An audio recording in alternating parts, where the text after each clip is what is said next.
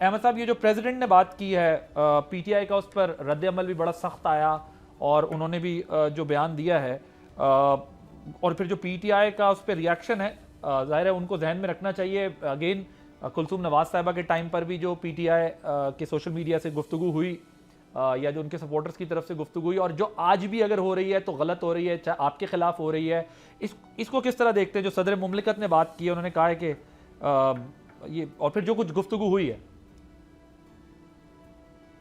دیکھیے، صدر مملکت نے تو آئرونیکلی بات کی نا. انہوں نے اپنا اس واقعہ سے اس کو ایک تنزیہ انداز کے اندر یہ بات کی ہے، جس کی ریئیکشن ہوا، جس کی وجہ سے. بات یہ ہے، میں بتا دوں، ہمارے یہاں پہ عوام کا بیہیویئر حکومت میں جو آ جاتے ہیں، جب آپ غلط اینٹ لگائیں گے نا تو عمارت ساری کی ساری ٹیڑھی کھڑی ہوگی. یہ کیفیت ہے.